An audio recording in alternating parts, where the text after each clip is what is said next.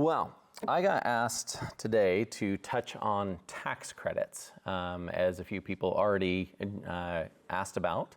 And most, on average, just shout it out there, what do you think an average EV costs? Like just up front, just ballpark, throw out some numbers there. 45. 45. 45, okay. Most people in this country actually think about 20 grand higher than that. We've got a lot of data, and I've seen a lot of things where most people think EVs start in the $50,000, $60,000 range. I was at a family reunion just recently, asked the exact same question, got answers upwards of 80. But what most people don't know is one of the reasons to choose an EV over any other vehicle, aside from safety, aside from reliability, aside from the many benefits, is that just up front, they are less expensive. So, for example, my mother was looking at a Toyota RAV4. It is 10 grand more than many EVs out there. And she had no idea on that. So a lot of that is because of just the vehicles being cheaper to manufacture and all, but there are certain vehicles that are even less expensive than the majority of EVs out there. So we're gonna take a quick look at those. So EV tax credits, there are a couple. How many of you live in Oregon? How many of you live in Washington? All right, got a couple there. We need more Washington people in here right now. We're gonna take a quick look at this. So currently, in our area, there are 3 tax credits available. There is a federal one on new vehicles. There is a federal one on used vehicles. And it's difficult to get, and I'll go into why. And then there is a Washington incentive that has a very limited shelf life. So the federal EV tax credit. So basically, this tax credit kicked in a couple years ago. There were some members of Congress that did not want this to happen. So to make it happen, there had to be a lot of stipulations on this. This tax credit is good until the end of the decade. However, nobody will qualify for it by the end of the decade, or actually probably by next year in many cases. The biggest stipulation is battery mineral content. It started out at 40%. So 40% of the battery minerals had to come from countries the US has free trade agreements with. A lot of words. This year, January 1st, it went to 50%. 56 vehicles lost the tax credit in the United States, leaving 12. Actually, it left 11. One has since become a qualifier there. There's weight capacities, there's battery capacities. You don't really need to worry about those because pretty much any EV worth its salt is going to have a bigger battery pack than a 7 kilowatt battery pack. That's going to get you about 30 miles. You need more than that. So the biggest things for most people considering the EV tax credit are, does the vehicle have the correct mineral content, and does your income qualify? So for income qualifiers, the IRS actually made this very simple. So if you're filing jointly, your gross income has to be below $300,000 this year or last year. They will count the lowest of 2 years, and that continues on. If you're filing singly, under 150, and then heads of households, 225. So when a lot of people come in and ask questions about, do I qualify for the tax credit? It's very simple. Just, does your income qualify? And then there's a list of vehicles that qualify for that. There's some pricing caps. So the easiest way to remember it is if it's a car, it has to be below 55. If it's a truck or SUV or anything bigger than a car, it has to be below 80. So that's why a vehicle like a Lucid, I think somebody mentioned earlier, wouldn't qualify for the tax credit. Porsches, most Mercedes, things like that. So they're on the vehicle side, has to be below the price, and the minerals have to qualify. The mineral one is the biggest one that is the most difficult. There's some interesting caveats to this. If you're leasing a vehicle, there's no income cap and there's no mineral cap. I'm not sure why that got into the IRS code there, but you can lease most EVs, and up front, you will get $7,500 as part of the down payment. So if you're in a leasing program where you can lease and then buy? Doesn't matter. You get that benefit. Correct. If the initial start of it is a lease, take basically on your documents, it'll show you contributed $5 grand, IRS contributed $7,500. And then get the $4,000 as the used vehicle? The used one is much different and much harder there. So, but then the new vehicle tax credit, pretty easy in that respect. These are the vehicles in the United States that qualify for the tax credit. I put their starting after the tax credit because they would qualify. So you can kind of see where some of these vehicles start at. And so you've got, and I went in alphabetical order, you've got things like the Cadillac Lyriq, you're starting at about $51,000 for that particular vehicle. Chevy Bolt, they don't actually make anymore, but still a few out there, so I put it on the list. Ford Lightning and the Rivians come on there as trucks, so there are a couple of those that still get the tax credit. Pretty much all the Tesla lineup starting at $35,000 and going up into the 40s, you're gonna get the tax credit there. And then down there at the bottom, you got Volkswagen with the ID4 also getting the tax credit. So those are the vehicles that currently get the tax credit. Now for people who are looking at getting an EV, you've got a limited time on this. The IRS is changing the rules again January 1st. January 1st, the mineral content increases. It goes from 50% to 60%. And remember last year, that 10% thing cut out 80% of the EVs from qualifying. We expect to see similar, as it was designed so that at about 60 to 70% mineral content coming from those countries, no car would qualify. So whether your income qualifies or not, the senators who were resistant to this said, all right, you can do this, but we're gonna make it impossible to meet the guidelines within about 2 years, so we're happy with that. Yeah, they didn't even leave room for our local our native industry to ramp up. That was the other side of it. Mining takes years to ramp up, sometimes decades, and there's just no way that that will ramp in time for this. Right now, Australia and Canada have been great about some of this, and some of our other free trade partners, but many of the vehicles on this list will lose their tax credits come January 1st. So, but until the end of the year, make hay while the sun shines.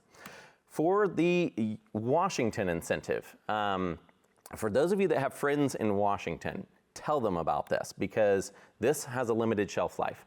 The state of Washington has allocated several millions to this. It runs as long as they have funds and then it is done. So first come, first served, you jump on it. This particular one, they made it based on household income. There's some vehicle caps as well for like pricing and things like that, but most EVs will qualify for the Washington credit. But your income has to be below 300% of the current federal poverty level. And I have a slide kind of showing that breakdown there. Basically, if you're single, you got to make less than about 40 grand a year, family of 4, about 93. So a lot of people won't qualify for it, but if you do, and here's the breakdown there, since that's somewhat legible there. This is all on the Washington EV website as well. But based on your income, you can qualify for some decent amounts there. So on a new vehicle, if you're leasing, again, $9,000 off the vehicle price. If you're purchasing, $5,000. I thought that was an interesting choice. But there's significant amounts that they will take off the amount of the vehicle there, essentially making leasing an EV in the state of Washington somewhere between the $250 and $450 a month range with nothing due at delivery. I can see why they did that. They did that for the dealers. I'm sure that there was some hands in that pot there. So basically, there's your basics there. If you live in the state of Washington, you have to have a Washington driver's license. You have to take delivery in the state of Washington. You can get $9,000 or $5,000 there.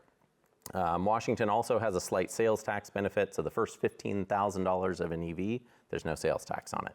That ends next year, but good for a little bit while longer. So this fall is actually kind of one of the best times to get an EV because you can stack the federal tax credit. If you live in Washington, you can stack that in there.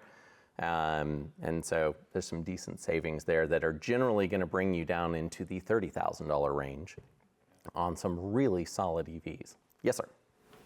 So the sales tax exemption, does that have the same income? No limits, just has to be an electric vehicle. And the vehicle price has to be under 45, including taxes and registration. So there's some limits there, but generally not too bad there. Used vehicle incentive. This one's difficult to meet. It was basically designed to help get like older, like used Nissan Leafs, older used EVs from like the 2016, 2022 range off the market and into people's hands there. Basically, if the vehicle is under $25,000, including everything, and the dealer is a participating dealer with the IRS, they can take $4,000 off there. The AGI limitations are still there. The vehicle age, it cannot be a recent vehicle, has to be an older one. No, it's not. And so if you can find like a 2018, 2019 vehicle with some good miles on it, and it has to be from a dealer, that's the only other caveat there. No person to person, anything like that, has to be from a dealer. So that's available. It is a little more difficult, but some of those initial EVs, specifically like the Leaf that were less expensive in the first place, you could probably find some under that cap there. Is there a site that lists the participating dealers? No, there's not. There is no comprehensive database for this. It's a ask them and see if they will do it, because there is actually a reasonable amount of paperwork they have to file with the IRS to be able to do this. And many we've been hearing are just saying, it's not worth the trouble. So they're keeping their prices slightly higher so that they don't even get asked the question. Yeah. So we're seeing a little bit of that there. That sale, is it? They don't. Those are your incentives. So you've got your Washington one, your federal one, and your state one. There's your income requirements again there. And those are the three incentives that are available this year in our area. So, questions? What can I answer for you? Got one there. Well, I was just going to point out that the Oregon credit's starting again in March, right? Like the fund ran out this year, but I think that's going to start up again. I heard they got another 30 million or so. Oregon has not officially said if they've gotten funding yet. The Oregon rebate, for those of you that aren't aware, there was a $2,500 rebate if you took delivery of an EV during about a 4-week period before they ran out of funds again. The legislator had not at that time refunded the program. And at this point, if Oregon decides to fund it again, then that may be back, but a lot of states are phasing out all of their EV incentives as they have done their jobs. Most people are looking at an EV as their next vehicle, not a gas car. It's mostly a question of which EV best fits my lifestyle. So a lot of states are phasing those out, kind of like the Washington one. It has a timeline that ends when the money ends, and then it's done. Because like I asked that question before, it's like these tax credits Mm-hmm. and the refunds and stuff, these are all coming out of our pocket. Yep, we're all paying something for this. For me, it's kind of I'd rather be funding electric vehicles on the road and helping friends and family get those versus shipping my tax dollars into oil. At least in this case, I'm seeing some immediate benefits from my friends and family. Most of us have gone electric. I've been working at Tesla for 12 years now, and I've been all electric for over 8 years now. We got our second Tesla when I walked away from a 66 mile an hour head-on collision. And because at this point for us, Teslas are the safest, we drive Teslas. There's other good EVs that are great choices out there. I have a lot of them scattered throughout my family. And yeah, they're incredible. And with the current tax credits, it's made it, getting an EV of this caliber, most of these are considered premium EVs. And so they have features like you'd find on a high-end Mercedes or Porsche or something like that. And you're talking about something in the $35,000 to $40,000 range on some of these. So it's an incredible time to take advantage of a vehicle that is so much less than a Toyota or a Honda or any gas car that you may have been considering, because the tax credits are pretty awesome at this point on those 11 anyway. Yeah. So what other questions can I answer for you? Can you tell us what model of Tesla you crashed? That particular one, I was the front passenger in a Model S. That was a Model S. My wife and I drive a Model 3. I just grabbed one of the new ones because at 35, I couldn't really turn it down. The price and the lease on it were so cheap. I was like, this is great. This is cheaper than I'd pay for gas on a car. And then my wife's Cybertruck is one of the ones over there that she occasionally lets me drive. So that is a work truck for our farm, but those are the vehicles that we drive. I've owned a Nissan Leaf. I've had a Kia EV, a Mercedes EV before. All the news articles, it's not a real truck. I've been told that too. And stuff. But when you tow a 11,000-pound dump trailer, apparently it gets to be a real truck. So. Are the Tesla EV incentives going to continue next year? That is a question a lot based on the IRS and the mineral content. I mean, if mining and things like that, there's 18 countries the U.S. has free trade agreements with, but some of them, like Israel, they don't produce minerals. Australia is a big mineral producer, Canada, but some minerals come from South America. So right now, Tesla does something unique. Many of these others, all the Cadillac Lyrics, if you stay below the price cap, qualify. But there's not enough minerals to go around the world for this. And so, like, say when you order a Tesla, it will ask if you are going to claim the tax credit and your income qualifies. If you check yes, Tesla will build a car with qualifying minerals. If you check the box no, those minerals are just going to come from a bucket of minerals somewhere. Okay. So that's how, with the volume of EVs that Tesla puts out, that they're able to still offer some with a tax credit. For example, when I got my Model 3, there wasn't a tax credit because the minerals didn't qualify. If you act now, you can get a bespoke Tesla. Custom built for you. That is true. And that is the other thing too, is we get a lot of people saying, well, why can't I have that inventory car? And I'm like, well, it wasn't built with the right minerals. And then they kind of look at you like you're a crazy person. And then you blame the IRS. But yeah, so that's where when you look at some of these EVs here, they're building them specifically with minerals that qualify because that is the most difficult out of all these. Most of us, our income qualifies. And most of us are looking at some of these types of vehicles, but that mineral content stipulation is what is going to wipe out the tax credit on most EVs starting in January. So we'll see how that goes. Truck up there. It does not qualify. If I ask them to qualify it? If you can find me enough minerals, we will build it. I would love to find enough minerals for that. What other questions can I answer for you about the Washington or used tax credits there? Can you talk about the leasing and the mineral requirement? Yeah, so whoever wrote that part of the bill, which is a fascinating 179 pages read, I am guessing a lot like the Washington one, as you said, that dealers had a hand with their lobbyists in that. Dealers love leases because it means you're likely going to be back in looking at a new vehicle within 3 years. And so leasing was excluded. It also heavily benefits business owners. A lot of businesses lease, or people who own businesses lease through their business because it is really easy to write off any vehicle. And so they made it very easy for people to lease. I am leasing my current vehicle. It's $300 a month. I So never considered a lease because I always thought the lease was the less economical choice over time because you run it for the early part of the vehicle and then you turn it in. But with that scheme there, doing the lease, getting the benefit, being able to buy it at the end, seems to me it would like kind of evens the playing field out there. I get the vehicle I want. most people don't actually buy out their lease at the end because then they have to go get a used car loan and the interest rates are a lot higher and things like that. But I mean, I chose the lease because the upfront cost was the exact same amount that I used to pay in gas on our Subaru. And I have no maintenance. And typically the way leases are designed is you're basically paying for the depreciation. So if you purchase the vehicle in 3 years and sold it, you would be break even in theory. And leasing is designed to be the same way, that at the end of 3 years, you walk away and you pay the same amount. I just broke my model. Tesla doesn't lease and sell. Correct. Correct. You buy cannot. anything. You cannot. Where we're seeing a lot of people choose leasing now is because there's no income caps. So for people who are above the income, they'll do that.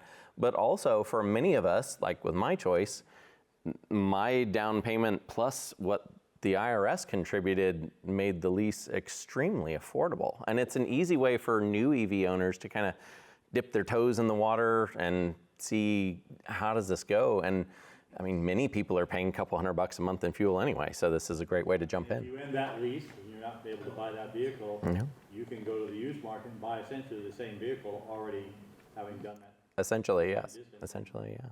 Yes, sir. Did you say that leasing also eliminates the mineral content requirement? Correct.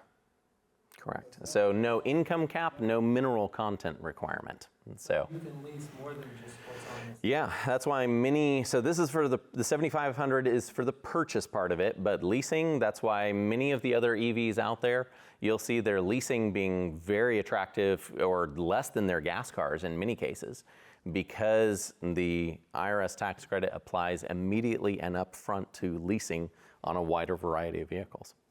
Beau, can you confirm a thing that the Polestar guy just told me, and that's that the price of the car doesn't matter either. So you can get like a $90,000 fancy schmancy thing, but if you lease it, it doesn't matter that it's over that. Leasing, yeah. So for example, Model X, Model S, they are over. Well, Model X still qualifies in some, but like for example, Model S does not qualify for $7,500 on a purchase. However, on a lease, there is a $7,500 credit there. So yeah, it is, and it also means that like Porsche and some of the, you're getting up in the 150, 200,000 range, yeah, you can do it. So it is a way that vehicles that aren't built in the US, because that is another component of this that I didn't really touch on there, because most of these are built in the US and stuff. Like Volkswagen has their big plants in, I believe it's Kentucky and Tennessee. So that is another component of it, that this has to be an American-made vehicle. Hence the reason that Hyundai doesn't have a vehicle on this list, because they are made either in South Korea, or even the ones that are made here don't have enough parts, components, and mineral content to qualify. Their leases qualify, but the purchase part is much more difficult. So it does benefit the auto industry, who helped write the bill a little bit to get leasing. But I have kind of looked at it as, you know, maybe you've never leased a vehicle before, but if cost is an issue for you and you're not sure you want to go with an electric, this is a very inexpensive way to try it out for a few years. And it opens it up, making mini electrics under the, say, $350 a month range. And that's, I mean, for what most of us spend on fuel and maintenance, that's awesome that more and more people will be able to take home an electric and actually spend some time with it. Just for a few years. You're not committing yourself to a baby. Yeah. You know, you just you try for a few years and see if you want to stay. I mean, like in Washington, that's why we're seeing so many people do that. When you can take $7,500 federal off the front of your lease, plus $9,000 from the state, you're taking a huge chunk off. It's like half the lease off. And so that's why in Washington, for any of you that know anybody in Washington, and tell them you can just go to the Washington EV website there, check the income level, because that's a bit restrictive.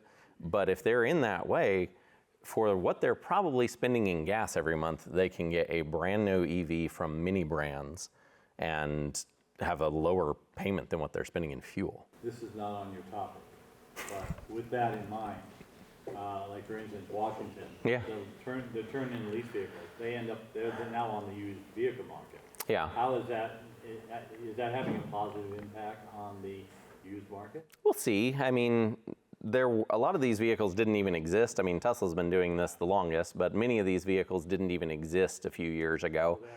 So they haven't even come off of it. The other potential challenge is that EVs don't depreciate the same way gas cars do. I sold my Model 3 for over 50% of its value at almost 6 years old and had about 50,000 miles on it, whereas a gas car would have been way worse. So they don't depreciate the same. So we are seeing that for the used tax credit, people are having trouble finding EVs that qualify because they're holding their value well. They don't age with mileage the same way. So it is, for what we're seeing right now, because of new interest rate promotions and the tax credit, new EVs at this point are typically cheaper than used ones, because the used one is going to have a much higher interest rate. And like we see it a lot where people are looking at $20,000 to $30,000 used EVs, and their monthly payment is actually quite a bit more than a new one that is double the cost. So, All right. Anybody else? All right. Thank you, guys. Let me know how I can help with anything.